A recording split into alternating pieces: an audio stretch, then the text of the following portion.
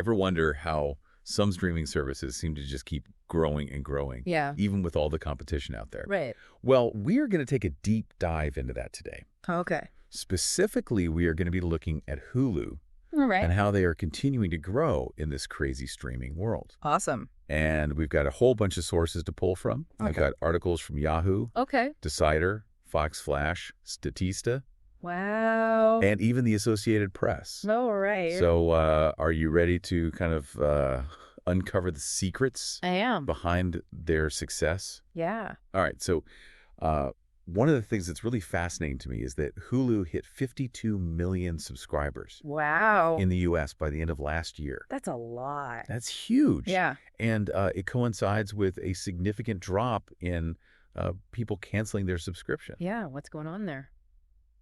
That's a great question. Hmm.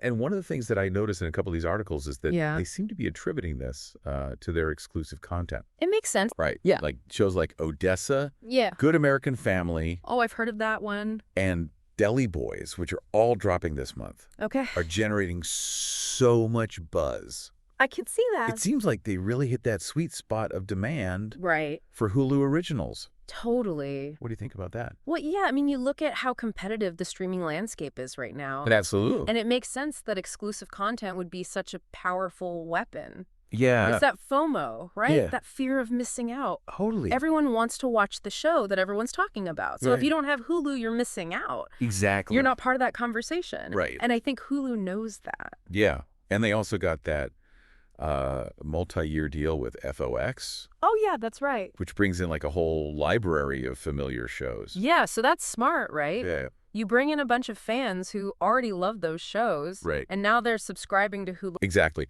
But I did notice that some analysts Yeah. have concerns about relying too much on licensed content Right. I can see that. because it could like Dilute their brand. like dilute their brand identity. Yeah, and make them less distinct from all the other platforms. Exactly. Like you go to Netflix and you kind of have an idea of what you're going to get. Right. You go to HBO Max, Yeah. same thing. Mm. But Hulu's Mm. kind of like, It's a little bit of everything. yeah, a little bit of everything. And it's like, do they want to be known for that? Yeah, it's a valid concern, Yeah.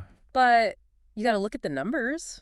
Yeah, that's true. More subscribers usually means more revenue. Right. But is it just about subscriber count or is there something else? Well, it's a little more nuanced than that. Okay. You also have to look at things like churn rate Okay. and ARPU. That's average revenue per user. Right. So Hulu's ARPU is actually really interesting. Yeah, what's it at?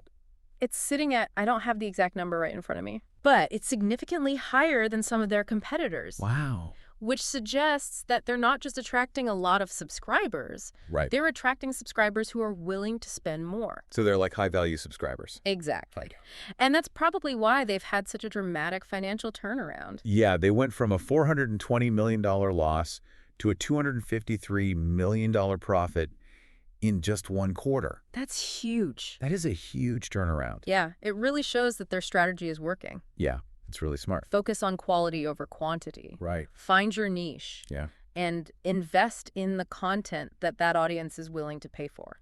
that makes a lot of sense. And it's something to think about if you're looking at streaming from an investment standpoint. That's a really good point. Yeah. So I guess the big takeaway here is that Hulu's success seems to be driven by this really carefully curated blend of high-quality exclusive content, Right. smart partnerships, Like the FOX deal. yeah, and a deep understanding of their target audience. Yeah, absolutely. But it makes you wonder, right? Yeah. Like, as more streaming platforms adopt this exclusive content strategy, Mm. are we headed towards an even more fragmented streaming landscape? That's a good question. Like, will consumers ultimately benefit from all this competition? I don't know. Or will they end up having to juggle like a million different subscriptions It's possible. just to access all the content they want? Right. It's a tough question. It is a tough question. And it's something that we as viewers and potential investors Yeah, need to think carefully about. absolutely. Is this model sustainable in the long run? Or are we going to reach a tipping point where it just becomes too much? It's something to keep an eye on for sure. Definitely something to ponder as we continue to navigate this ever-evolving world of streaming. Couldn't agree more. All right, well, that's our deep dive on Hulu. That was great. Thanks for joining me. Anytime. And until next time, See ya. happy streaming, everyone. Bye.